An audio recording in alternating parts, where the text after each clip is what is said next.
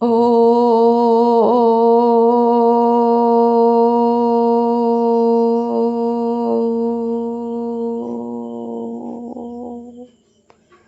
শান্তি।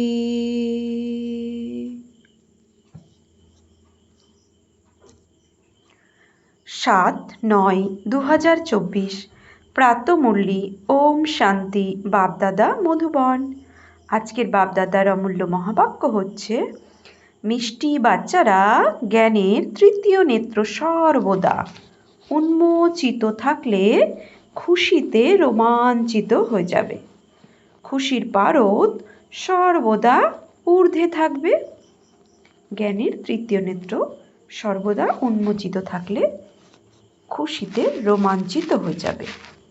খুশির পারদ সর্বদা ঊর্ধ্বে থাকবে।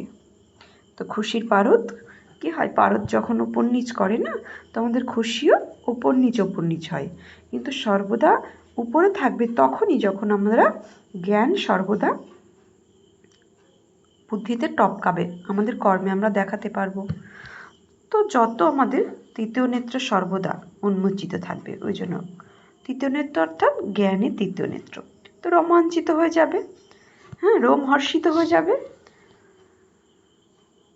তো প্রশ্ন, এই সময় মানুষের নজর খুবই দুর্বল হয়ে গেছে, সেই জন্য তাদের বোঝানোর জন্য কোন যুক্তি চাই? উত্তরে বাবা বলছেন তাদের জন্য তোমরা এমন বড় বড় চিত্র বানাও যা তারা দূর থেকে দেখেই বুঝে যায়। এই গোলকের চিত্র তো খুব বড় হওয়া চাই। এ হলো অন্ধের সামনে আয়নার মতো। ওম শান্তি গাওয়াও হয়ে থাকে যে বাবার থেকে 1 সেকেন্ডে উত্তরাধিকার অর্থাৎ জীবন মুক্তি। বাকিরা তো সব হলো জীবন বন্ধনে। বাবা বলছেন গাওয়াও হয়ে থাকে যে বাবার থেকে 1 সেকেন্ডে উত্তরাধিকার অর্থাৎ জীবন মুক্তি। বাকিরা তো সব হলো জীবন বন্ধে। অর্থাৎ জীব মানে এই শরীরকে বুঝিয়েছে, আর আত্মা, জীব আত্মা, তাই তো? তো জীব, আমরা এই শরীর সমস্ত কিছুতে বন্ধনে আটকে রয়েছি, শরীরকে শরীরকে বেঁধে রেখেছে জীবন বন্ধে। আর জীবন মুক্তি, জীব যখন উন্মুক্ত অবস্থায় থাকে, আমি আত্মা, জীবন মুক্তি। আমি আত্মা যখন উন্মুক্ত অবস্থায় থাকি এই জীব অর্থাৎ শরীর থেকে, শরীরের কোনো বন্ধনে নেই, তো তাকে জীবন মুক্তি বলবে। আর যে শরীরের বন্ধনে, অর্থাৎ শরীর আর আত্মা একই সাথে থেকেও তার ঊর্ধ্বে, আমি আত্মা এই শরীরের থেকে ঊর্ধ্বে মন বুদ্ধির দ্বারা, তখনই তাকে জীবন মুক্ত বলা হয়। আর জীবন বন্ধন মানে আমি শরীরে বাঁধা আছি, তো সেক্ষেত্রে আমরা জীবন বন্ধন বলবো। সব কি আমি শরীর এই বন্ধনে আটকে আছি। তো এই একমাত্র ত্রিমূর্তি আর গোলকের চিত্র কেবল এই দুটির হলো মুখ্য। চিত্রগুলি অনেক বড় বড় হওয়া চাই। অন্ধদের জন্য তো বড় বড় আয়নার দরকার, তাই না? তাতে বলছে যাতে তারা ভালোভাবে দেখতে পাবে। এখন সকলেরই নজর দুর্বল হয়ে গেছে, বুদ্ধিও কম। তো বুদ্ধি বলা হয় তৃতীয় নেত্রকে। তোমাদের বুদ্ধিতে এখন খুশি বিরাজ করছে। খুশিতে যাদের রোমাঞ্চিত হয় না, শিব বাবাকে স্মরণ করে না, শিব বাবাকে স্মরণ না করলে বলা যাবে জ্ঞানীর তৃতীয় নেত্র অল্প খোলা আছে। তো যত যে শিব বাবাকে স্মরণ করবে তার জ্ঞানের নেত্র তত খোলা আছে, বাবা বোঝাচ্ছেন। তো যে অল্প স্মরণ করে তার বলা যাবে তৃতীয় নেত্র অল্প খোলা আছে, দৃষ্টি ঘোলাটে। বাবা বোঝাচ্ছেন কাউকে বোঝাতে হলে জ্ঞানের বিষয় খুব শর্টে বোঝাও। বড় বড় মেলা ইত্যাদি হয়, বাচ্চারা জানে সেবা করার জন্য বাস্তবে একটি চিত্রই যথেষ্ট। যদি গোলকের চিত্র হয় তাহলে কোনো অসুবিধা নেই। বাবা ড্রামা আর ঝাড়ের অথবা ঝাড় মানে কল্পবৃক্ষের আর 84 জন্মের চক্রের রহস্য বোঝাচ্ছেন, যে কল্পবৃক্ষে ও বৃক্ষতে সত্য ত্রেতা দাপর কলি, এই কল্পবৃক্ষের পুরো ঝাড়, যেটা আমরা 84 জন্ম, সত্যতে 8, ত্রেতাতে 12, দাপরে 21 কলিতে 42, আর বর্তমানে এক জন্ম, ব্রাহ্মণ জন্ম। এই 84 জন্মের চক্রের রহস্য ভালো করে ও কল্পবৃক্ষের চিত্রে বোঝানো যায়। তো ব্রহ্মার দ্বারা শিব বাবাই উত্তরাধিকার প্রাপ্ত হয়, এটাও একদম পরিষ্কার। এই চিত্রটিতেও সকল জ্ঞানের সার আছে। আর অন্যান্য সব চিত্রের দরকার, বাবা বলছেন, আর অন্যান্য সব চিত্রের দরকার নেই। এই 2 চিত্র অনেক বড় বড় আর বড় বড় অক্ষরে থাকবে, লিখিত আকারেও থাকবে। জীবন মুক্তি গডফাদারের থেকে আমাদের বার্থ রাইট, আসন্ন বিনাশের পূর্বে। বিনাশ তো অবশ্যই হবে, ড্রামার প্ল্যান অনুসারে সবাই তা বুঝে যাবে। তো এখন ড্রামা প্ল্যান অনুসারে বর্তমান সময় পরিস্থিতি যেটা চলছে সেটাকে দেখে সবাই কিছু না কিছু রিয়ালাইজ করছে যে বিনাশ তো অবশ্যই হবে। তোমাদের বোঝানোর দরকার থাকবে না তখন। অসীম জগতের পিতার থেকে অসীম জগতের এই উত্তরাধিকার প্রাপ্ত হয়, এটা তো অবশ্যই স্মরণে রাখা চাই। কিন্তু মায়া তোমাদেরকে ডুবিয়ে দেয়। সময় অতিবাহিত হয়ে চলেছে, গীতও আছে না, অনেক গেছে, মাত্র অল্পই বাকি রয়েছে। অর্থাৎ কলিযুগের অনেকই চলে গেছে, অল্প সময় বাকি রয়েছে। কলিযুগ আভি বাচ্চা নাহি হে, থোড়া সাহি বাচ্চা হে, এর অর্থ এই সময়কারই, তাই না? এর অর্থ মানে কি, অনেক গেছে, অল্পই বাকি আছে, এই সময়কারই এর অর্থ। বাকি অল্প সময় অবশিষ্ট রয়েছে, স্থাপনার কার্য হয়ে চলেছে, বিনাশের জন্য অল্প সময়েই অবশিষ্ট আছে। অল্পের থেকেও অল্প অবশিষ্ট থাকবে। ভাবো তাহলে কি হবে? এখনও তো কেউ অজ্ঞান নিদ্রা থেকে জাগতিক হচ্ছে না, অন্তিম সময় জাগরিত হবে। বাবা কি বলছেন? অন্তিম সময়, অজ্ঞান নিদ্রা থেকে কেউ উঠছে না এখন, তাই না? জাগছে না। তো অন্তিম সময় সব জাগরিত হবে। তো বাবা বলছেন অন্তিম সময় সব জাগরিত হবে, ধীরে ধীরে তাদের চোখ বড় বড় হবে। এটা স্থূল নেত্র নয়। কোন চোখ বড় হবে? বুদ্ধির নেত্র বড় হবে, এই চোখ বড় বড় হবে না। বাবা শেষ সিনে কি হবে অন্তিম সময়, বাবা সেটাকে ভালো করে বুঝিয়ে দিচ্ছেন। ছোট ছোট চিত্রতে এত মজা আসে না, তাই বড় বড় চিত্র দরকার। বাবা বোঝাচ্ছেন ওদের চোখ খোলার জন্য বড় বড় চিত্র দরকার, কারণ ওদের নেত্র, বুদ্ধির নেত্র কি হয়ে গেছে? ছোট হয়ে গেছে। বিজ্ঞানও অনেক সাহায্য করবে, বিনাশের সময় পঞ্চতত্ত্বও সাহায্য করবে। বিনা কড়ি ব্যয়ে তোমাদেরকে কত সাহায্য করবে, তোমাদের জন্য একদম সাফাই করে দেয়। এটা একদম নোংরা দুনিয়া। আজমির স্বর্গের নিদর্শন, আজমিরে কি আছে? আজমিরে স্বর্গের নিদর্শন আছে। তো এই দিলবারা মন্দিরের স্থাপনার নিদর্শন আছে। পূর্বে তোমাদের এইসব কিছুই বোধগম্য ছিল না, এখন তোমরা বুঝতে পেরেছ। যদিও মানুষ বলে যে আমরা তো জানতামই না যে বিনাশ হয়ে যাবে, বুঝতেই পারিনি। একটা গল্প আছে না, বাঘ এসেছে, বাঘ এসেছে, ছোটবেলায় যে গল্প আমরা শুনেছি।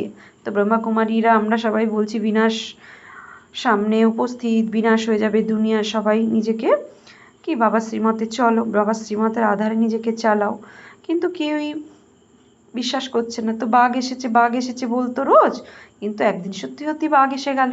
কেউ বিশ্বাস করতো না যে দুনিয়া বিনাশ হবে, তো একদিন ও দিন উপস্থিত হয়ে যাবে। একদিন সব গরুকে খেয়ে নিল বাঘ, কিন্তু সেদিন যখন ডাকলো তখন কেউ আসলো না। তোমরাও বলতে থাকো এই পুরনো দুনিয়া বিনাশ হলো বলে। অনেক সময় চলে গেছে আর অল্প সময় অবশিষ্ট আছে। এই সমস্ত জ্ঞান বাচ্চারা তোমাদের বুদ্ধিতে থাকতে হবে।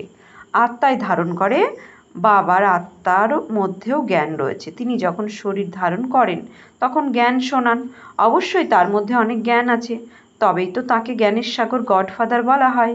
তিনি সমগ্র সৃষ্টির আদি মধ্য অন্তকে জানেন, নিজেকেও জানেন, আর সৃষ্টিচক্রকে কিভাবে পুনরাবৃত্ত হচ্ছে সেই জ্ঞানও তার আছে। এই জন্য ইংরাজিতে নলেজফুল কথাটি খুব সুন্দর বলা হয়েছে। মনুষ্য সৃষ্টিরূপী বৃক্ষের বীজরূপ, তাই তার মধ্যে সমস্ত জ্ঞান আছে। তোমরা এটা জানো পুরুষার্থের ক্রম অনুসারে। শিব বাবা তো হলেনই নলেজফুল, এটা ভালোভাবে বুদ্ধিতে থাকা চাই। এই রকম নয় যে সবার বুদ্ধিতে এরকম ধারণ হবে।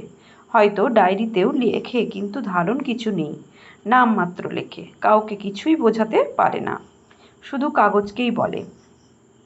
কাগজ কি করবে? কাগজ দেখে তো কেউ বুঝতে পারবে না, এই চিত্র দ্বারা ভালোভাবে বুঝতে পারবে। বড়োর থেকেও বড় জ্ঞান, তাই অক্ষরও বড় বড় হওয়া চাই। বড় বড় চিত্র দেখে মানুষ বুঝবে এর মধ্যে অবশ্যই কিছু সার আছে। স্থাপনা আর বিনাশও লেখা আছে। রাজধানী স্থাপনা, এটা হচ্ছে পরম পিতা পরমাত্মার জন্মগত অধিকার। প্রত্যেক বাচ্চারই অধিকার হলো জীবন মুক্তি লাভ করা। বাচ্চাদের বুদ্ধিতে থাকবে যে সবাই জীবন বন্ধনে আছে, সবাইকে জীবন বন্ধন থেকে জীবন মুক্তিতে কিভাবে নিয়ে যাওয়া হবে এরকম চলবে। হ্যাঁ, বাবা বলছে জীবন মুক্ত থেকে জীবন বন্ধনে কিভাবে নিয়ে যাওয়া হবে। প্রথমে শান্তিধামে যাবে, তারপর সুখধামে। তো সুখধামকে জীবন মুক্তি বলা হয়। আর এই চিত্র অনেক বড় হওয়া চাই, মুখ্য চিত্র এটাই, তাই না? অনেক বড় বড় অক্ষর লেখাও থাকবে, তবে তো মানুষ বলবে বিকেরা এত বড় চিত্র বানিয়েছে, অবশ্যই কিছু জ্ঞান আছে। তো যেখানে যেখানে এত বড় বড় চিত্র দেখবে সেখানে জিজ্ঞাসা করবে এটা কি, বলো। এত বড় বড় চিত্র আপনাদের বোঝানোর জন্যই করা হয়েছে। এখানে পরিষ্কার লেখা আছে, অসীম জগতের রাজ্যপথ এদেরই ছিল। এ তো কালকেরই কথা, আজ সেটা নেই, কেননা 84 বার পুনর্জন্ম নিতে নিতে নিচে নেমে এসে গেছে। শতপ্রধান থেকে তমপ্রধান তো হতেই হবে। জ্ঞান আর ভক্তি, পূজ্য আর পূজারীর খেলা, অর্ধেক অর্ধেক করে পুরো খেলা চলছে। তো এইরকম বড় বড় চিত্র বানানোর সাহস চাই, সেবা করার শখ চাই। দিল্লিতে তো প্রতিটি কোণে কোণে সেবা হওয়া দরকার। মেলা প্রভৃতিতে তো অনেক মানুষ যায়, সেখানে তোমাদের এই চিত্র অনেক কাজে আসবে। ত্রিমূর্তি আর গোলকের চিত্র হলো মুখ্য। এটা খুব ভালো জিনিস, অন্ধের সামনে আয়নার সমান। হ্যাঁ, অন্ধদের পড়ানো হয়ে থাকে। পড়াশুনো তো আত্মা করে, কিন্তু ছোট অবস্থায় আত্মার অঙ্গ প্রত্যঙ্গ ছোট হয়, তাই তাদের পড়ানোর জন্য চিত্র ইত্যাদি দেখানো হয়। তারপরে একটু বড় হলে তো পৃথিবীর ম্যাপ দেখানো হয়। তারপরে এই সমস্ত ম্যাপ বুদ্ধিতে ধারণ হয়, নকশা। এখন তোমাদের বুদ্ধিতে সমগ্র ড্রামার চক্র আছে, এত সব ধর্ম আছে, কিভাবে নাম্বার অনুসারে ওপর থেকে নামে, আবার চলেও যায়। সেখানে তো একটাই আদি সনাতন দেবী দেবতা ধর্ম হবে, যাকে স্বর্গ বলা হয়। বাবার সাথে যোগযুক্ত হলে আত্মা পতীত থেকে পবিত্র হয়ে যাবে। ভারতের প্রাচীন যোগ প্রসিদ্ধ আছে, যোগ অর্থাৎ স্মরণ। বাবাও বলেন আমাকে, অর্থাৎ বাবাকে স্মরণ করো। বাবাকে এটা বলতেই হয়, লৌকিক বাবাকে এটা বলতে হয় না। আমাকে স্মরণ করো, বাচ্চারা নিজে থেকেই বাবা মাম্মা বলতে থাকে। সেটা হলো লৌকিক মাতা পিতা। এটা হচ্ছে পারলৌকিক। গীতা আছে, গীত আছে, তোমার কৃপাতে গহীন সুখ পাওয়া যায়, তাই না? যার গভীর দুঃখ হয় সেই তখন এই গীত গায়। তোমার কৃপাতে, বাবার বলছেন যে গীত আছে না, যে তোমার কৃপাতে, তো যখন ভগবান কৃপা করে, জ্ঞান নেত্র খোলে, তখন তাতে কি গহীন মানে গভীর সুখ পাওয়া যায়। তো যার গভীর দুঃখ হয় সেই তখন এই গীত গায়। সুখের সময় তো বলার দরকার হয় না, দুঃখের সময় বলে, দুঃখ হলে তবেই ডাকে। এখন তোমরা বুঝে গেছো ইনি মাতা পিতা। বাবা বলেন যে প্রতিদিন আমি তোমাদের গুপ্ত রহস্য শোনাই। আগে জানা ছিল কি যে মাতা পিতা কাকে বলা হয়, এখন তোমরা জেনে গেছো পিতা তো তাকেই বলা হয়, পিতার থেকে উত্তরাধিকার পাওয়া যায়। ব্রহ্মা বাবার মাধ্যমে উত্তরাধিকার দেন শিব বাবা। মাতাও চাই, কেননা বাচ্চাদেরকে দত্তক নিতে হয়। এসব কথা কেউই বুঝতে পারবে না, তাই বাবা বারবার বলেন মিষ্টি মিষ্টি বাচ্চারা বাবাকে স্মরণ করো। জীবনের লক্ষ্য প্রাপ্ত হয়েছে, এখন তোমরা যেখানেই যাও, যদি বিদেশেও যাও, 7 দিনের কোর্স তো করেছো, বাবার থেকে সত্যযুগের অবিনাশী উত্তরাধিকার তো নিয়েছো। স্মরণের যাত্রাতেই আত্মা পবিত্র হবে, স্বর্গের মালিক হবে, এই লক্ষ্য তো বুদ্ধিতে আছে। তারপর তো যেখানে খুশি যাও। সমগ্র গীতার জ্ঞান এই ব্যাজে আছে, কাউকে জিজ্ঞাসা করবার দরকার নেই কি করব। বাবার থেকে স্বর্গের উত্তরাধিকার নিতে হলে বাবাকে অবশ্যই স্মরণ করতে হবে। তোমরা অনেকবার বাবার থেকেই উত্তরাধিকার নিয়েছো। ড্রামার চক্র পুনরাবৃত্তি হতেই থাকবে। অনেকবার তোমরা শিক্ষকের কাছ থেকে পড়ে কোনো না কোনো পদ প্রাপ্ত করছো। পড়ার সময় বুদ্ধিযোগ শিক্ষকদের সাথেই থাকে, তাই না? পরীক্ষা ছোট হোক বা বড়, আত্মাই তো পড়ে। এনার আত্মাও এখন পড়ছে। শিক্ষককে আর লক্ষ্য বস্তুকে স্মরণ করতে হবে, সৃষ্টিচক্রের জ্ঞান বুদ্ধিতে রাখতে হবে। বাবা আর সত্যযুগকে স্মরণ করতে হবে, দিব্যগুণ ধারণ করতে হবে। যত যত ধারণ করবে ততই উচ্চ পদ পাবে। ভালোভাবে স্মরণ করলে এখানে আসার কি দরকার থাকে? তবুও সবাই আসে। এরকম শ্রেষ্ঠ বাবা, যার থেকে অসীম জগতের উত্তরাধিকার পাওয়া যায়, তার সঙ্গে মিলিত হওয়ার জন্য আসে। মন্ত্র নিয়েই সবাই আসে, সবাই তো অত্যন্ত উঁচু মন্ত্র পেয়েছো। জ্ঞান তো সব ভালো বুদ্ধিতে আছে। মন্ত্র অর্থাৎ মন মনোভাবর মন্ত্র দিয়েছে বাবা আমাদের। বাবা মুরলিতে বলে না যে মন মনোভাবর মহামন্ত্র। তো এখন তোমরা বাচ্চারা বুঝে গেছো যে বিনাশী উপার্জনের পিছনে বেশি টাইম ওয়েস্ট করা দরকার নেই। সেসব তো মাটিতে মিশে যাবে। বাবার কি কিছু চাই? কিছুই চাই না। যা কিছু খরচ ইত্যাদি তোমরা করো, তা তো নিজের জন্যই করো। জ্ঞান প্রাপ্ত করার জন্য এক পয়সাও খরচ করতে হয় না। কোনো গোলা বারুদ ট্যাঙ্ক ইত্যাদি কোনো কেনার দরকার তো নেই। যুদ্ধ করবার জন্য তোমাদের লড়াই চলছে সমগ্র দুনিয়ার থেকে গুপ্তভাবে। তোমাদের লড়াই দেখো কেমন। একে বলা হয় যোগবল। সমস্ত বিষয় গুপ্ত। তো মনে মনে আমাদের পুরনো স্বভাব সংস্কার আর নতুন সংস্কার ইমার্জ করার যে যুদ্ধ চলে। হ্যাঁ, পুরনো স্বভাব সংস্কারকে ত্যাগ অর্থাৎ আসুরি বৃত্তি আসুরি স্বভাবকে ত্যাগ, আর দেবী বৃত্তি দেবী গুণ দেবী স্বভাবকে ধারণ করা। তো এই মধ্যে যে গুপ্তভাবে যুদ্ধ চলে আমাদের, বাবা সেটাই বলছে সমস্ত বিষয় গুপ্ত। এখানে কাউকে মারার বা বধ করার প্রয়োজন নেই যে যুদ্ধে একে মারলাম ওকে মারলাম। অর্থাৎ 5 পাণ্ডবকে জাগরণ করার জন্য 5 পাণ্ডব স্থিতিকে জাগরণ করার জন্য 100 কৌরব বৃত্তি যে আছে। 5 পাণ্ডব বৃত্তি অর্থাৎ দেবী বৃত্তি অর্থাৎ ধর্ম, আর অধর্ম হচ্ছে 100 কৌরবের যে বৃত্তি দুর্যোধন যে ধনকে দুরুপযোগ করে। তো ধন অর্থাৎ জ্ঞান ধন, আর এক হচ্ছে স্থূল ধন, দুটোরই যে দুরুপযোগ করছে, তাই না? তো সেইভাবে আমরা যদি দেখি বাবা বোঝাচ্ছেন যে এভাবে দুর্যোধনকে মারো, অর্থাৎ ভিতরকার যে দুর্যোধন স্থিতি যে বৃত্তি আছে তাকে যোগ বলের দ্বারা জ্ঞান পাওয়ার পরে যোগের বলের দ্বারা কি তাকে মারো। তো এই মারার কথা বলেছে গীতাতে, সেখানে মহাভারতে কিন্তু বাবা বোঝাচ্ছেন যে এখানে কোনো অন্য মারার কাউকে বধ করার প্রয়োজন নেই। তো প্রত্যেকটা চরিত্র বেদব্যাস মুনি এভাবে নিয়ে এসেছেন যে দুর্যোধন আমার ভেতরকার দুর্যোধনকে মারতে বলেছে, কোনো ব্যক্তি দুর্যোধনকে নয়। তো একদিকে ধর্মযুদ্ধ দেখানো হচ্ছে, তাই না? ভগবান যে বলছে সমস্ত জগৎকুল আমার সন্তান, তো সে পিতা হয়ে তার সন্তানকে এক সন্তানকে আর এক সন্তান যত খারাপই কাজ করুক মারার উপদেশ কি করে দেবে? যেখানে আমরা লৌকিকে 2 সন্তান যদি 2 রকম হয়, এক বাধ্য হয় আর এক বিকারী হয়, তো বাধ্য সন্তান যে তাকে কখনোই আমরা নির্দেশ দেব না যে তুমি ওই বিকারী সন্তানকে কি খুন করো। তো সেখানে ভগবান কি করে খুন করবেন, বধ করবেন? তো এখানে যুক্তি বাবা এই জন্য বলেছেন এটা নিজের বুদ্ধি দিয়ে বিচার করতে হবে যে বধ করার প্রয়োজন নেই। কাকে বধ করবেন? নিজের ভিতরকার আসুরি বৃত্তিকে ও কৌরব বৃত্তিকে বধ করার কথা বলেছে। তোমরা শুধু বাবাকে স্মরণ করো, তাদের সকলের মৃত্যু ড্রামাতে নির্ধারিত রয়েছে। প্রত্যেক 5000 বছর পর তোমরা যোগ বলে জমা করার জন্যই পড়াশুনো করো। পড়াশুনো সম্পূর্ণ হলে পুনরায় প্রালোভ চাই, তাই নতুন দুনিয়ার জন্য প্রালোভ চাই নতুন দুনিয়ার জন্য। পুরনো দুনিয়ার জন্য রয়েছে প্রাকৃতিক বিপর্যয়। গীতও আছে না, নিজের কুলের বিনাশ কিভাবে হবে? তো 5 তত্ত্ব পুরনো দুনিয়াকে বিনাশ করবে। তো কত বড় কুল, এতে সমগ্র ইউরোপ এসে যায়। এই ভারত তো আলাদাভাবে অবস্থান করছে, বাকি সব শেষ হয়ে যাবে। যোগ বলের দ্বারাই তোমরা সমগ্র বিশ্বের উপর বিজয় প্রাপ্ত করবে। এই লক্ষ্মী নারায়ণের মতো পবিত্র হতে হবে। সেখানে ক্রিমিনাল দৃষ্টি হবে না। পরবর্তীকালে তোমাদের অনেক সাক্ষাৎকার হবে।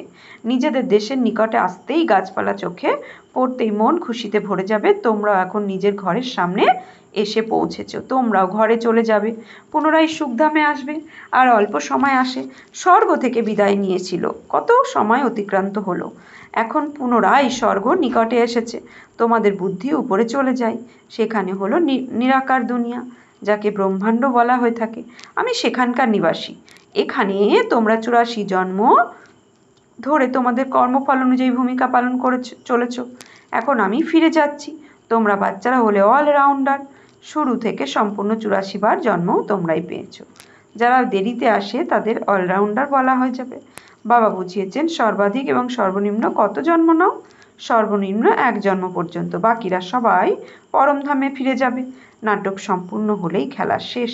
এখন বাবা বোঝাচ্ছেন আমাকে স্মরণ করো, অন্তিম সময় যাকে মনে পড়বে সেই মতোই গতি হবে। তোমরা বাবার কাছে পরমধামে চলে যাবে, তাকে মুক্তিধাম বা শান্তিধাম বলা হয়। তারপর এখানে হলো সুখধাম, এখন এটা দুঃখধাম। উপর থেকে প্রত্যেক আত্মায় শতপ্রধান, তারপর শত রজ তমতে আসে। 1 জন্ম হলেও এই 4টি পর্যায়ে জীবন অতিবাহিত করতে হবে। বাবা কত সুন্দর করে বাচ্চাদেরকে বসে বোঝান, তবুও বাচ্চারা স্মরণ করে না। বাবাকে ভুলে যাই। নম্বর অনুসারে সব কিছু হয়, তাই না? বাচ্চারা জানে যে নম্বর অনুসারে পুরুষার্থ অনুসারে রুদ্রমালা তৈরি হয়। কত কোটির মালা হয়, অসীম জগতের এই মালা। ব্রহ্মার থেকে বিষ্ণু, বিষ্ণুর থেকে ব্রহ্মা, দুজনেরই পদবী দেখো। এ হলো প্রজাপিতা ব্রহ্মারই নাম।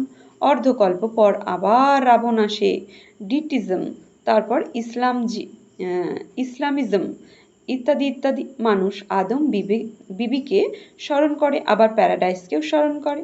আদম বিবি অর্থাৎ অ্যাডম বিবি, ব্রহ্মাকে। হ্যাঁ, ভারত স্বর্গ ছিল, বাচ্চাদের তো অনেক খুশি হওয়া চাই। অ্যাডম মানে ব্রহ্মাকে বোঝাচ্ছেন।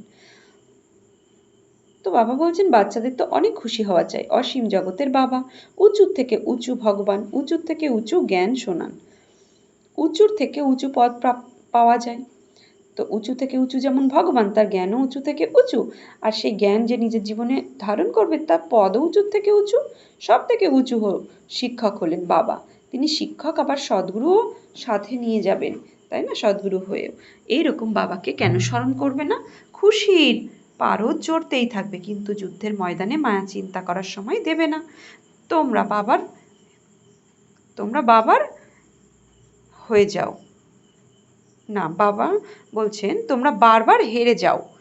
হ্যাঁ, মায়া চিন্তা করতে বাবার দেয় না, বারবার চিন্তা করতে বসি, কোনো না কোনো বিঘ্ন আসে। তাই বাবা বলছেন তোমরা বারবার হেরে যাও। হ্যাঁ, বাবা তো বলেন বাচ্চারা স্মরণের দ্বারাই তোমরা মায়াজিত হতে পারবে। আচ্ছা, মিষ্টি মিষ্টি হারানি দি বাচ্চাদের প্রতি মাত পিতা বাপ দাদার স্মরণে স্নেহ সুমন আর সুপ্রভাত। আত্মাদের পিতা তার আত্মারূপী বাচ্চাদের জানাচ্ছে নমস্কার, সুপ্রভাত, ধন্যবাদ। আমরা আত্মারূপী বাচ্চারা আত্মারূপী বাপ দাদাকে জানাচ্ছি নমস্কার, সুপ্রভাত, ধন্যবাদ। ধারণার জন্য মুখ্য সার এক, বাবা যা কিছু শেখাচ্ছেন তাকে প্র্যাকটিসে নিয়ে আসতে হবে। শুধু কাগজের নোট করলেই হবে না। হ্যাঁ, কাগজের নোটের জন্য ছুটে বেড়ালেই হবে না। বিনাশের আগে জীবন বন্ধন থেকে জীবন মুক্ত পথ প্রাপ্ত করতে হবে।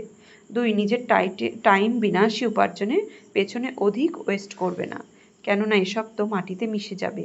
এই জন্য বাবা বলছেন সেই জন্য অসীম জগতের বাবার থেকে অসীম জাগতিক উত্তরাধিকার নিতে হবে এবং দিব্য গুণও ধারণ করতে হবে। বরদান, যোগ বলের দ্বারা মায়ার শক্তির উপরে বিজয় প্রাপ্তকারী সদা বিজয়ী ভব। যোগ বলের দ্বারা মায়ার শক্তির উপরে বিজয় প্রাপ্তকারী সদা বিজয়ী ভব। জ্ঞান বল আর যোগ বল হলো সব থেকে শ্রেষ্ঠ বল। যেরকম সায়েন্সের বল অন্ধকারের উপরে বিজয় প্রাপ্ত করে, প্রকাশময় করে তোলে, সেই রকমই যোগ বল সব সময়ের জন্য মায়ার ওপর বিজয় প্রাপ্ত করে বিজয়ী বানিয়ে দেয়। যোগ বল এতটাই শ্রেষ্ঠ বল যে মায়ার শক্তি এই বলের কাছে কিছুই নয়। যোগী আত্মারা স্বপ্নেও মায়ের কাছে পরাজিত হয় না, স্বপ্নেও কোনো দুর্বলতা আসতে পারে না। এরকম বিজয়ের তিলক তোমাদের লালাটে লেগে আছে। স্লোগান, নম্বর 1-এ আসতে হলে ব্যর্থকে সমর্থে পরিবর্তন করে দাও। তো আজকের সমান আমি বিজয়ী আত্মা, আমি সদা বিজয়ী আত্মা ভব। ওম শান্তি।